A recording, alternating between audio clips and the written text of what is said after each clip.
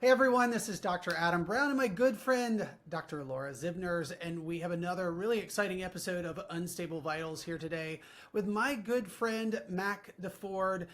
And how do you remember how to pronounce his last name? It's not DeChevy, it's Deford. It's like that's how you remember. But a really fun background with Mac. Mac, just like Laura, was one of my students in class at UNC, and we just connected well after class. Started working with him on his congressional campaign, and Mac is going to talk with us today about several things. One about being a person who's running for Congress, not from Congress, but running for Congress. That's number one. Number two, talking about running for Congress in South Carolina, but why it is important that politicians and policymakers are so connected into the things that are happening in healthcare, because as we all know, so much of the issues that are happening in healthcare today are affected by policy and policy decisions and what's happening up or not happening up on Capitol Hill. So, Mac, we are so excited to see you today. Yay, welcome, Matt. Great to We be forgot here. our Thank opening you. line, though. Welcome to Unstable Vitals. Healthcare is unstable, and so are we. So are we. I know. That's And not that's what meaning makes it you, fun Mac. and You don't have to be spicy. unstable, but Yeah, Adam and I are highly unstable Yeah, individuals. we are highly We unstable. you are, can throw Congress into that bucket. Well, well, that's right. right, I mean, yeah, that's pretty right. unstable Government's too. unstable. Yeah, there's a lot The feeling really economy, unstable right now. It's a little scary. right. I'm It hoping you can make is. us feel better. But first, I Yeah, have to ask, Adam, did you become a professor at UNC so that you could make friends? Did you not have enough friends? well, I had no friends, and so None. so That's what I what thought. I did was I held the power of the grade. Hmm. Like be my Hmm. friend, get a Hmm. passing score. That's how it works. Hmm. That's the quid pro quo. I mean, the It's world's kind of like transactional. Like I totally get that. That's fine. yeah, yeah. That's how it Yeah. happened. My I mean, monthly like, check though well, was late. My retainer did the payment didn't come through. Uh, okay, we'll have to work on that. That's clearly a banking error. Check with And your really, the accountant. only reason I like you, Laura, is because of Rob. And the only reason I like you, Mac, is because of your wife, Caroline, your two dogs. And Well, you know what? Willie's I just had pretty a cute great too. time with So, Steve in Vegas. So back oh, at ya. that's right. So, you know, it's transactional, but there's other kind of parties at play here. So, Right. It's good transactions. Anyway, hi it Matt. is. Hi, great to be here. Yeah, Mac, where are you coming to us from today? I am in Mount Pleasant, South Carolina, just over the bridge from Charleston. Yeah, is it pleasant? Does it live up It to its? is, except it's a little gloomy outside today. So, Okay, okay. So, I Mac, love you Charleston. are, I mean, introduce yourself. I mean, I've talked a little bit, but yeah, tell us a little bit about your background, why you're running for office. Give us your background. yeah. Well, as you said, Mac Deford, and you used, if you're going to steal my dad jokes, you should get prior written consent. I know, I know. But we can deal with that offline. But yeah, I'm running in South Carolina's first congressional district, which here in South Carolina, of the 7 congressional seats, we only have 1 Democratic seat, and so I am a Democrat. And this is really the most competitive congressional seat in the state. This seat flipped in 2018. A Democrat won it, only to lose it to Nancy Mace in 2020. And so we have a real opportunity to flip this seat here next year. But I'm a U.S. Coast Guard veteran. I'm a father of about a year now. My son just turned 1. Husband and attorney. So I've spent a good portion of my legal career in local government. So working on a whole host of local policies, but where I really got to understand the interplay between the state and the federal government and how that impacts your local communities. And so I've worked on projects ranging from affordable housing in what I would consider a more conservative area, to public health initiatives. When I joined the town of Mount Pleasant as the deputy town attorney at the height of COVID. So helping public officials, grapple with a global pandemic and environmental protections and whatnot. So you get to do and touch a lot of different policy areas in local government. And I'm running for Congress. I mean, it's not hard to see that we have a Congress currently even if you just remove the partisan lens, the Congress as a body is totally ineffective. They've had one major piece of legislation that has been passed under this 119th Congress. And I think we need more public service up there in Washington. We see a whole lot of self-promotion. We see a lot of rhetoric that doesn't really serve the best interest of the American people or our country. And, I just want to be somebody who can go up there, not looking to get more likes on social media, but looking to get good policy through that helps our people.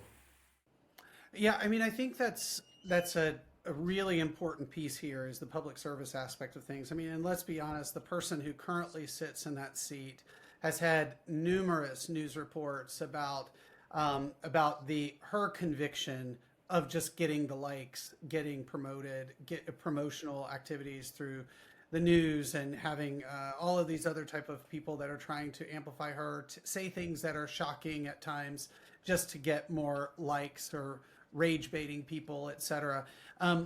When you are looking though at coming into Congress, it takes a lot of conviction and a lot of time. And having worked with you before, I know, at least peripherally, the amount of work that it takes. So it's not easy. It takes a lot of conviction. So why though are you saying like I need to be a part of this?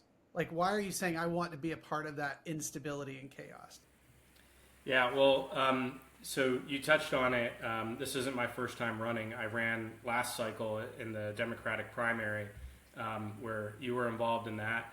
And we were outraised and outspent in the primary 2-1 and came up about 600 votes short against a candidate who had a lot more name ID than I did at the time. And there are no second place trophies in politics, but that was really a testament to the work that we put in and to the ground game, just always being out there in the community and doing it the old-fashioned way.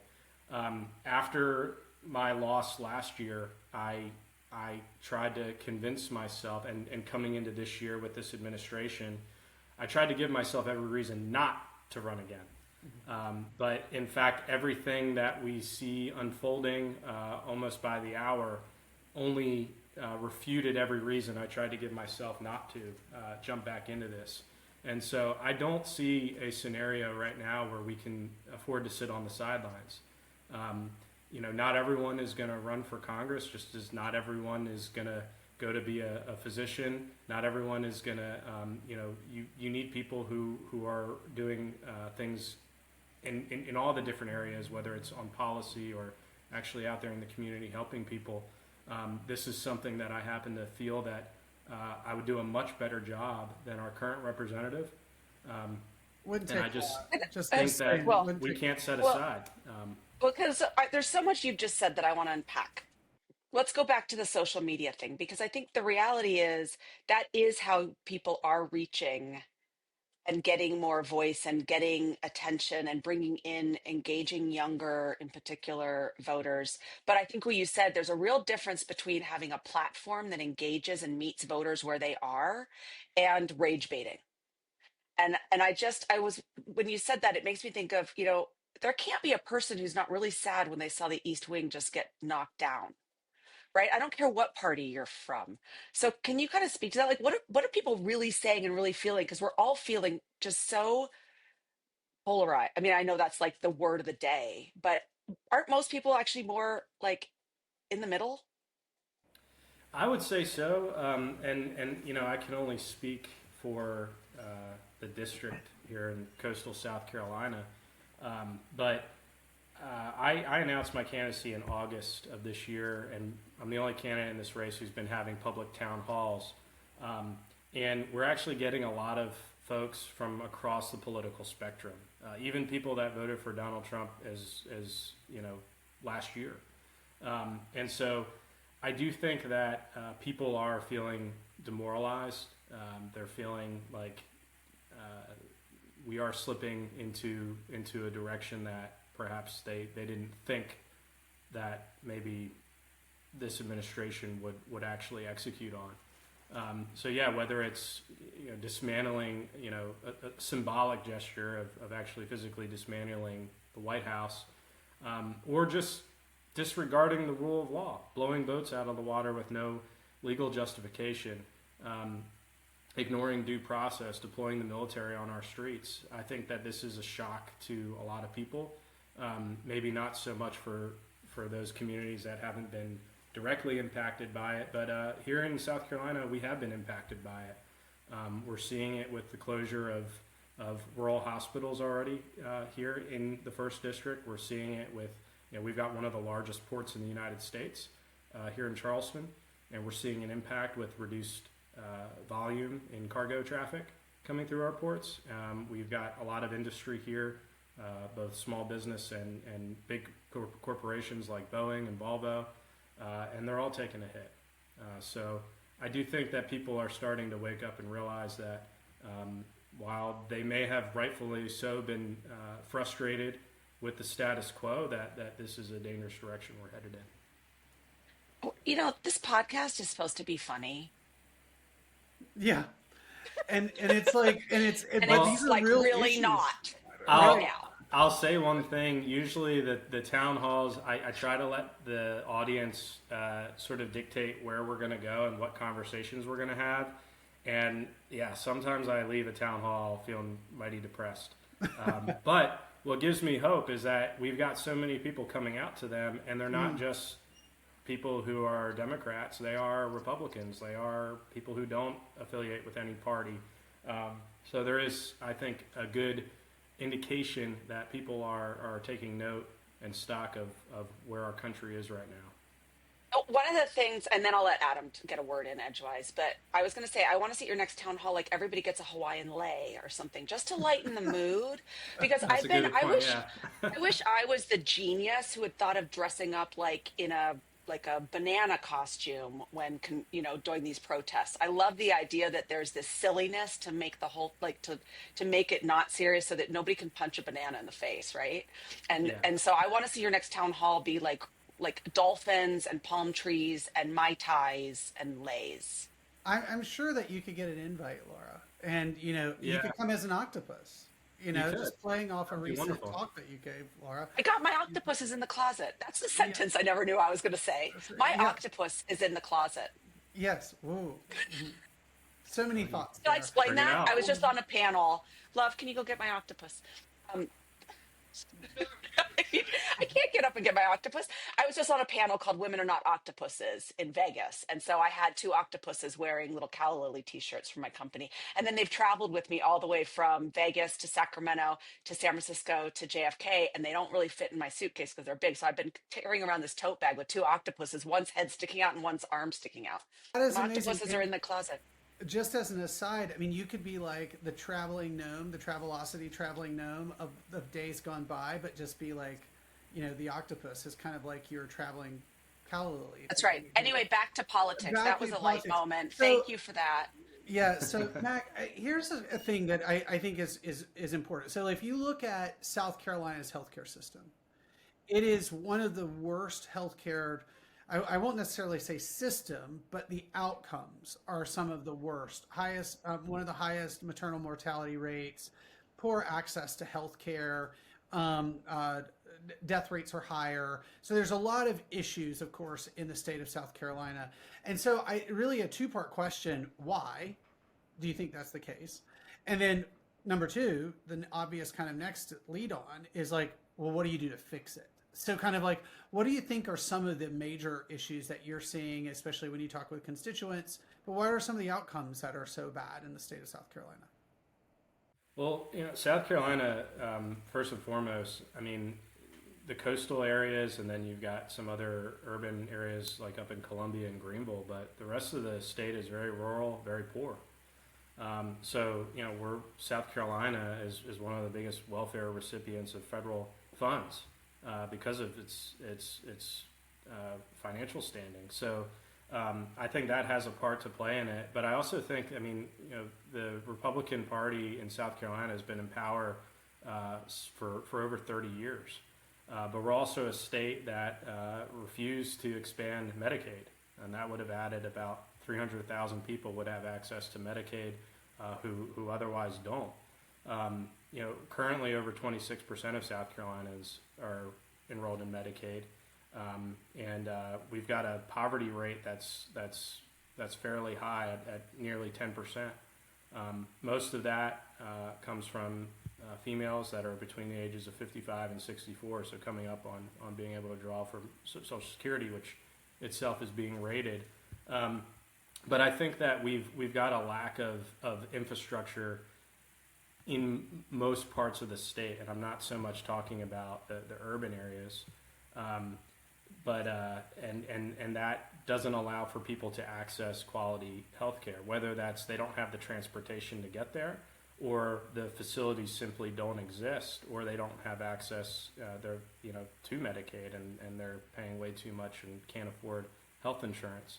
I would also say that, I mean, this problem is not unique to just the rural areas, but I served as general counsel for the town of Hilton Head Island, which is a relatively affluent area, and I would say conservative, but they've got one hospital on the island, and it is such an issue with staffing there because people can't afford to live on the island and they can't keep staff at that hospital, that there are some days where if you come to the hospital via ambulance, a triage nurse will come out there and triage you in the ambulance. And so if you are not life-threatening, they'll send you off island because they don't have the bed space. And so that's a huge problem that impacts with regards to staffing at our medical facilities that we definitely struggle with here in our state. I used to go on holiday when I was a kid to Hilton Head, and it's a lovely place, but it's snail mail pale heart attacks on the golf course and alligator attacks. Like, those seem pretty serious to me. We should have a hospital that functions. Hmm. I mean, Mac, you brought up so many different, I think, important issues right there. It's like, number one, you mentioned, okay, lack of access to healthcare because of a lack of expanding Medicaid. That's one, and the party in power in South Carolina has refused to do that, and they've been in power for well over 30 years. That's one. And of course, Medicaid, as we know, helps support a lot of women and children. It supports, it's like half of the female population, or half of children are on Medicaid. So, like, you're talking about big portions of the population that don't have access to healthcare because they don't have insurance. So that's one. Then you brought up the issue about just transportation. So the ability to get from one place to another, if you don't have a local hospital or roads are congested, that all adds to the complexity.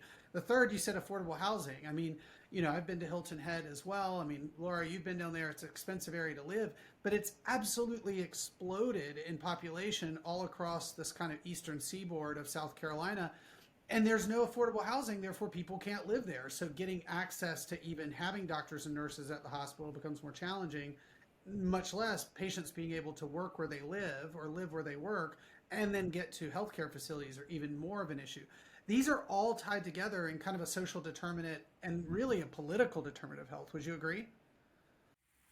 Yeah, absolutely. I mean, so when I was general counsel for the town of Hilton Head, they decided that they were going to be in the business of workforce housing, which is pretty rare for a municipality or a local government to really take that on, especially when they don't have the technical expertise for it, and especially for a municipality in South Carolina. So there was a lot of education around that because there was a lot of opposition at first, where the public automatically jumped to, well, we don't want Section 8 housing on Hilton Head Island. And so there was a huge public relations campaign to educate the public to say, no, this is not Section 8 housing, but we have a crisis, and there is a problem when your one hospital on the island cannot service you. There's a problem when you have to go, drive to Savannah, for example, to go to your primary care physician because there aren't enough primary care providers on the island that can meet the population's needs. Same goes for teachers and firefighters and police officers and whatnot. But so there's a huge educational component, but we were able to actually have that conversation with the public. And by the end, of it, we had members of the public showing up to town hall meetings demanding why it wasn't being done quicker. And so it was really rewarding to see the shift in public sentiment from rejecting it outright to actually getting frustrated with the local government for not going about it quicker. And so in this particular case, what we were able to do is take a piece of town-owned land, about 12 acres, and put out a request for procurement. And we were able to partner with a local, with a developer who actually specializes in affordable housing.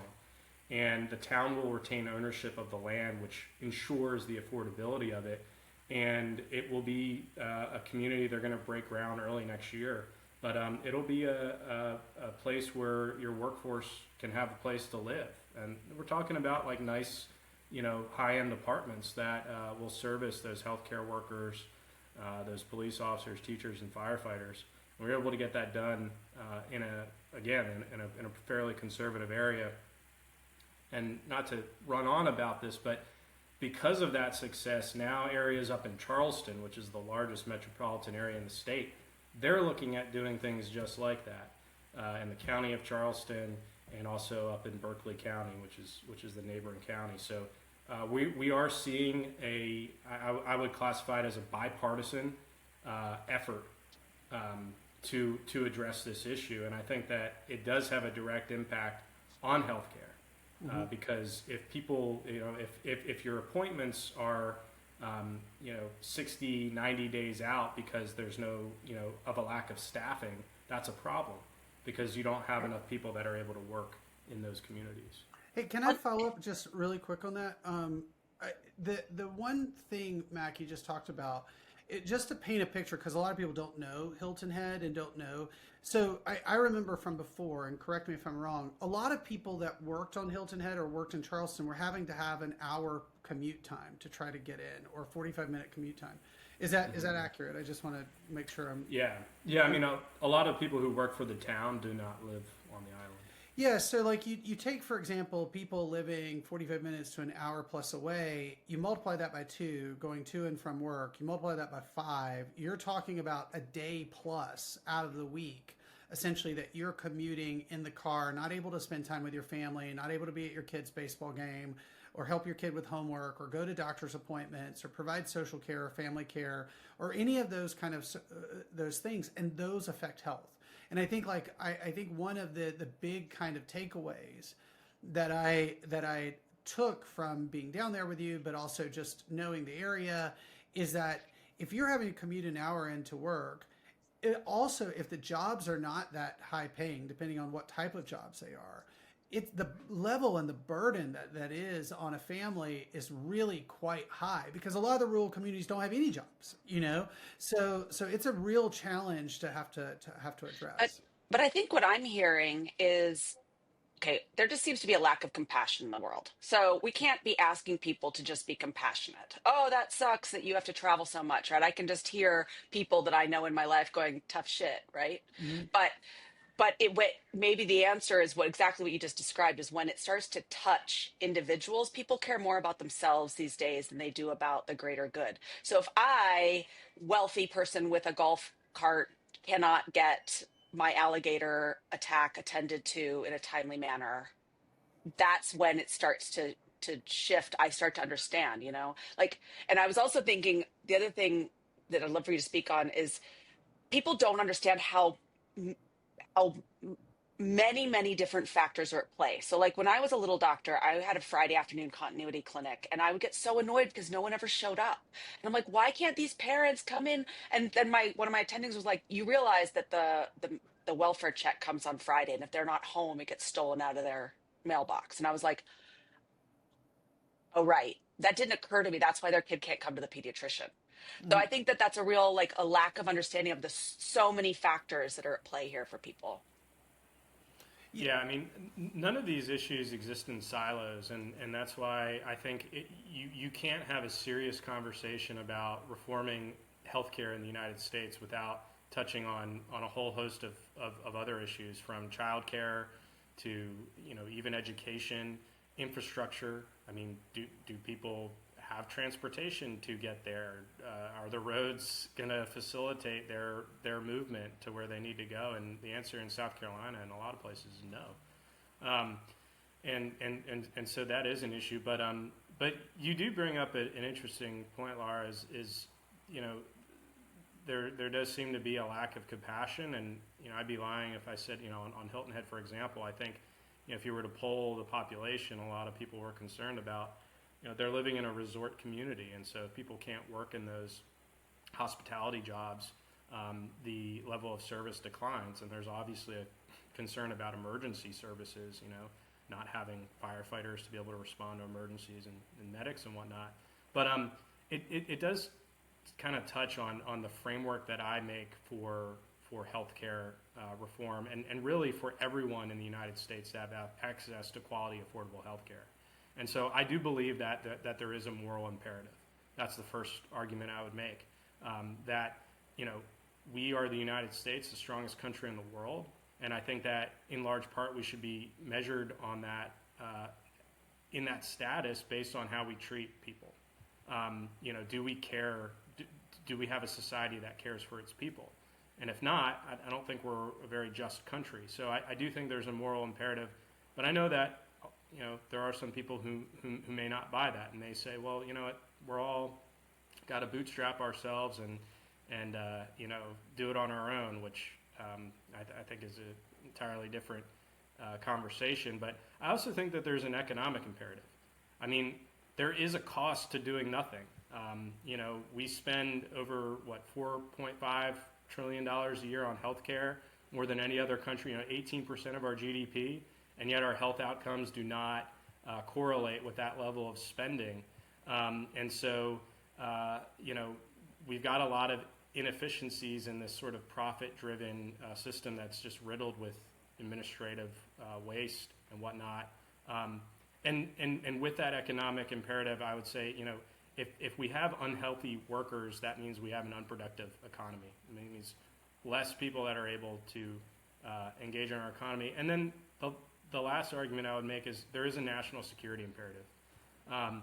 If we have, a significant population, percentage of our population of military age, they are not fit for military service. So if we do not have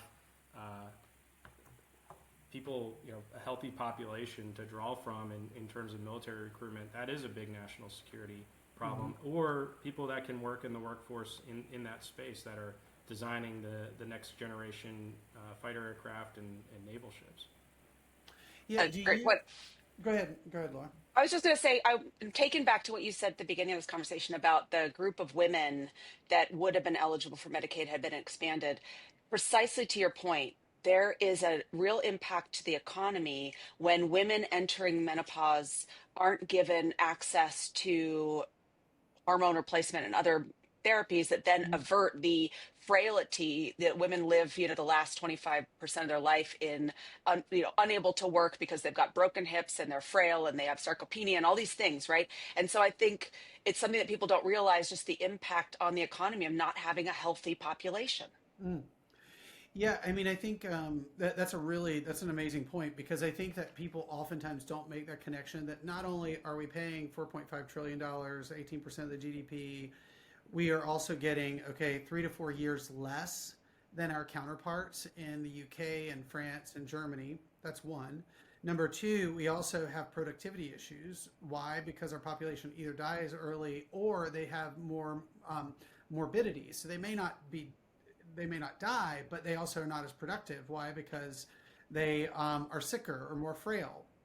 And Laura, to your point, which I think is an excellent one, is that if women don't have access to health care, health insurance, if we're capping the amount of people who can have Medicaid, or it's becoming more expensive. I saw this quote today that's $27,000 on average for a family to have private insurance, healthcare insurance. That is just insane. So they're making a lot of trade-offs between what type of insurance they get, what's covered, what's not. Then you're taking women who would be productive for another 10, 15 years postmenopausal, who have higher issues with joint and bone disease that they would not have if they've been on hormone replacement. So they're all interconnected. I mean, it's really, really, this is the whole idea of like desegmenting or saying like, oh, social determinants of health is bullshit or political determinants of health is bullshit. No, they're all connected together. And it really is determinative of how long people live and how healthy people live. Hey, Mac, I wanted to ask you, so you talked about how like in Mount Pleasant or Hilton Head, that there was an initiative to recognize, okay, we need some type of affordable housing solution, and that which is not traditionally a more conservative or rightward or Republican type of ideal. It tends to be more Democratic or left leaning. So, but you got it through in a fairly Republican area. So, what did you do? Like, how did you make that argument? How did you get the people engaged? Because I think it's something we started with in this initial conversation is a lot of people, once you start talking with them, are more in the middle than they are on the edges. And so, like, how did you kind of engage that population? What were some of the tactics that you guys had? You used Hawaiian lays. Yes. Yeah. We had to get them there to the town council meeting somehow. Yeah.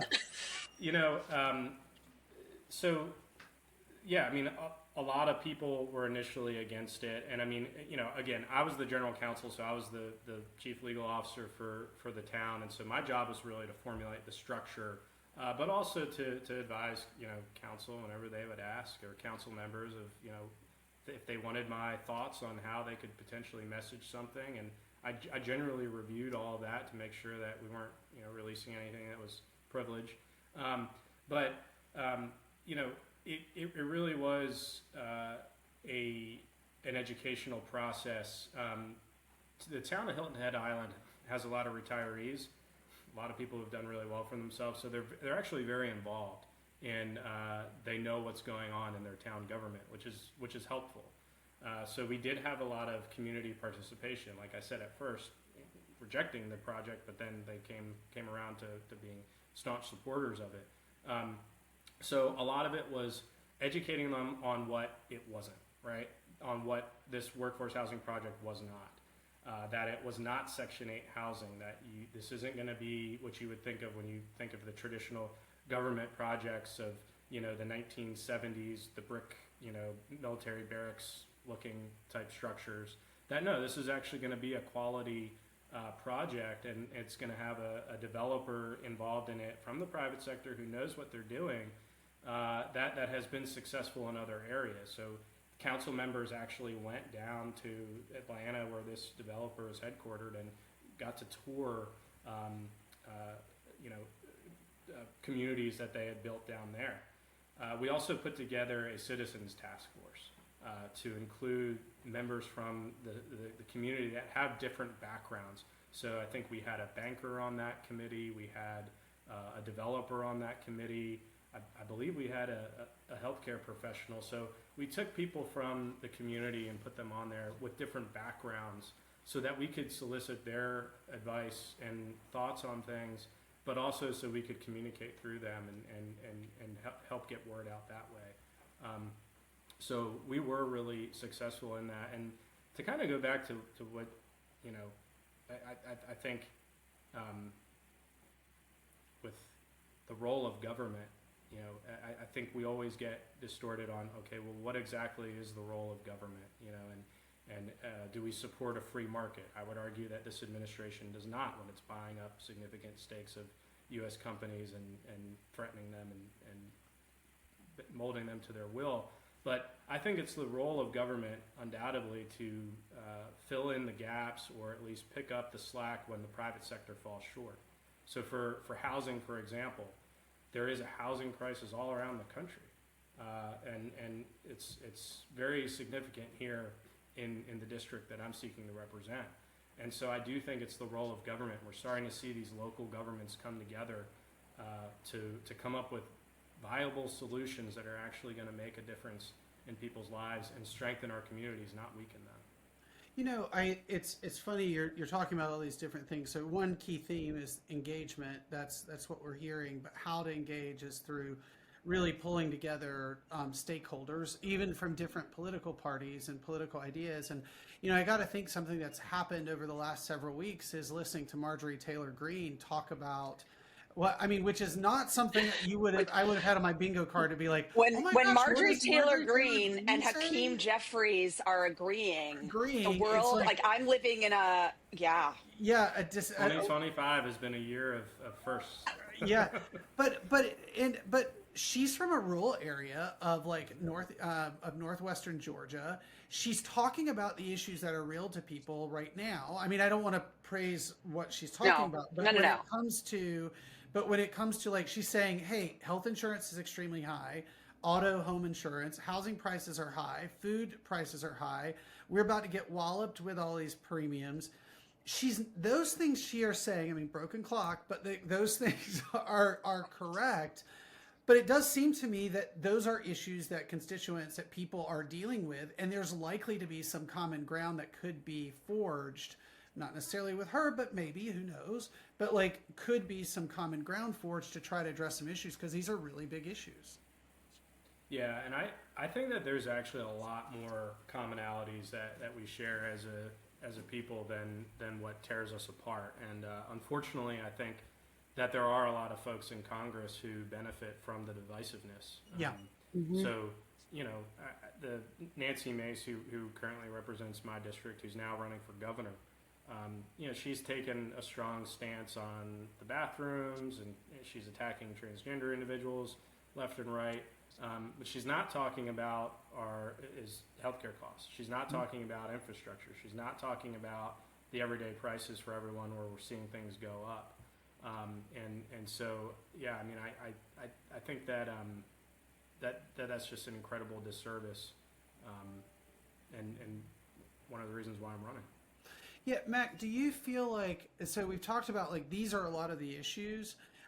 What would you say? Okay, so Medicaid is a state level decision of expansion, but there's federal connections. But if you were to say what is the number one thing from a state, even though you would not be you'd be representing a portion of the state, but what's a thing on the state level that could be done to improve the health of South Carolina, and then what's something on the federal level that could improve the health of South Carolina or other people around the country? So on the state level, I think that we should be encouraging more healthcare facilities in our rural parts of the state, where people don't have quality access. Also investing more heavily in broadband access so that they could access telehealth services as well. Obviously, expanding Medicaid, I think, needs to happen. And I think that if not, that federally, we should look at ways to work around that so that we could still, provide access to Medicaid to folks who need it when a state is refusing to do so. On the federal level, I mean, and this is where, Adam, when you're talking about, more things that may bring us together, I actually do think that there would be bipartisan support on reforming PBM, pharmacy benefit managers, regulations. I think that it's really indefensible of how PBMs currently operate. And so I do think that there could be a lot of headway that could be made there. It's not maybe as sexy as a topic. A lot of people may not know what PBMs are, but I think that would have a significant impact on costs for medication for folks. Yeah, it doesn't stand for peanut butter. Peanut butter and Butter marshmallow. Yeah, it doesn't sound like PB&J. It's not peanut butter marshmallow. Right. You bring that up, and I think that's the PBM side of things is a really good one. But we just saw with the big beautiful or big bankrupting bill, I think is something you said to me before, Mac, is like the big bankrupting bill. I mean, they cut a huge amount of Medicaid funds, and I mean those are things that I think that when the chickens will come home to roost on that. That a lot of facilities in rural communities are going to start having major issues. I've written about it before. They're operating off of very small margins or negative margins, and this certainly will not help when you're kicking millions of people off the Medicaid rolls. So it's very much I think that's going to be a big issue. But the other issue that you've mentioned is just we don't have focus of Congress right now or the administration on affordable housing, on transportation, on childcare, on these kind of, yes, there are many of them are social issues, but they're social issues that impact the longer term health of the country. I mean, can you just imagine if Eisenhower didn't put in place the interstate system? How crippling that it would be in the country that's very much dependent on cars if we didn't have that system, how challenging that would be, you know? So that's just an example where an idea 70 years ago came about, 75 years ago came about, that has massive implications to economic development and the health of a population just from the interstate system. And I think that also reaffirmed, that particular example reaffirms the notion that you have to do things now if there's going to be a benefit for it later. So we still benefit from that same interstate system. That work was put in back in the 50s. And there's so much that needs to be done now that is not. And you know, at the end of the day, the one big bankrupting bill was terribly unpopular. You know, that's why J.D. Vance had to come in and cast the deciding vote. And that's why Republicans weren't holding town halls, because they would not face their constituents and look them in the eye and tell them that this was a good deal for them. This was a bad deal. This was a deal that really was to provide significant tax cuts for billionaires and corporations on the backs of ordinary Americans and at the expense of their health, among other things. And it really is that simple if you were to distill it. So I do think that this is again, a terribly unpopular bill, and it really hurts the most vulnerable, and it hurts an awfully lot of people here in South Carolina. Many people who voted for this administration. Oh, this is just the least funny episode we've ever had. I know, right? Like there's a I guess I'm gonna go kill myself. Right? Yeah, I know. Yeah. But here's the thing about unstable, and I mean, you and I have dealt with this, Laura. Is sometimes when things are unstable, it's not funny, and it's really not funny what's happening. Like, we're talking about actual human beings dying because of the decisions made by this administration and some of its, like my least favorite human on the planet, Mahaha. Yeah, right? Like children are dying. Mm-hmm. And I don't understand. I think you said it earlier.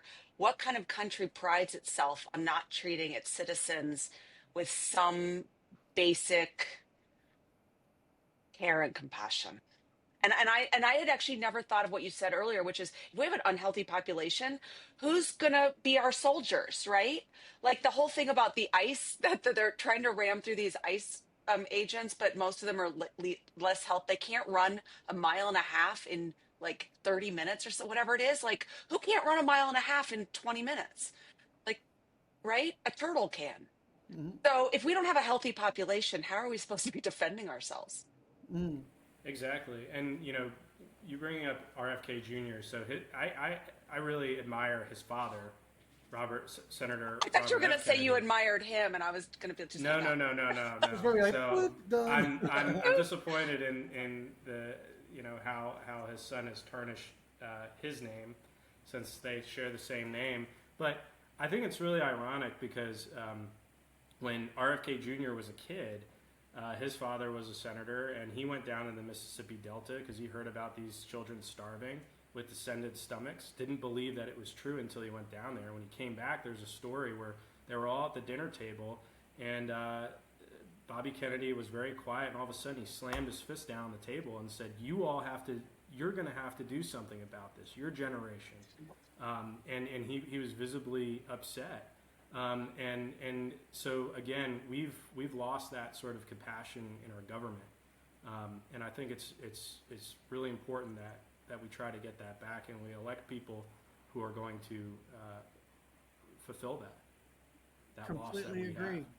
Well, listen, we've only got about 2 minutes left. Mac, really appreciate the conversation. No, it was not as comedic.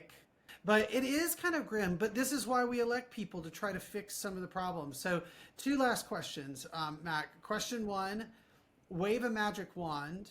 What's the one thing that you want changed for if you were elected, what's the one major thing that you want to change? And then number two, how do they find out more about you? So question one, magic wand. Question one, I'd really like to see a reaffirmance to our Constitution. We are not headed in a dangerous direction. We are in it. Yep. Laura, not to add to your distress here. That old chestnut, the Constitution. Yeah. So what? What's that? Yeah. I cannot stand anyone who's sitting by and letting this administration get away with what they are, and at the same time they're waving the flag and wrapping themselves in the Constitution. Just don't do it. You know what? Light it on fire, because that'll, right. At least you're being honest.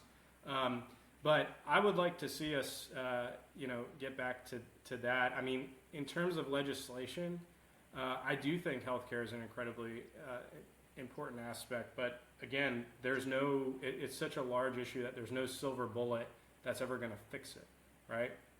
When we talk about gun violence, for example, we always hear the main reforms that could be enacted, which a majority of Americans support, like universal background checks and closing the loophole, red flag laws. But something I don't hear us talking about is social media reform, where we see a lot of young people becoming radicalized. And the whole reason for that is because these social media companies have immunity under the Communications Decency Act that was written in 1996 at a time when the internet was nothing like what it is today. If you could put liability on these companies that are profiting off of this system of hate and pushing vile content to young people and radicalizing them, perhaps you can start to make a dent on lowering gun violence in our country. So I would like to see a greater effort and more seriousness coming from the elected people who represent us at all levels, but especially up there in Congress. And to find out more about the campaign, it's defordforcongress.com. Remember, not Deford, DeChevy, not DeChevy, not DeChevy, Deford for Congress. DEFORD, Deford. Yeah, but yeah, no, this has been great. So sorry for the somberness of the conversation. Next time we're gonna have you on, and it's gonna be Hawaiian leis, and we're gonna have Mai Tais, and I'm gonna wear an inflatable dolphin suit. Okay. I think that's great. Or you can just come as like Three's Company. What's that lady's name? A Miss Roper outfit. You want me to dress like Mrs. Roper? Yeah, why not? I'd laugh. Am I not almost already there? Okay, good point. That wouldn't be enough of a stretch for you, so But anyway, well, listen. Okay, it's been really Mac, fun. this has been fun. I mean, it's been actually the least fun. Adam stole my only joke, which was the DeChevy joke. So that wasn't even a joke. Like, do you know what the 0 said to the 8? Nice belt. It's a joke. I think that's decidedly worse.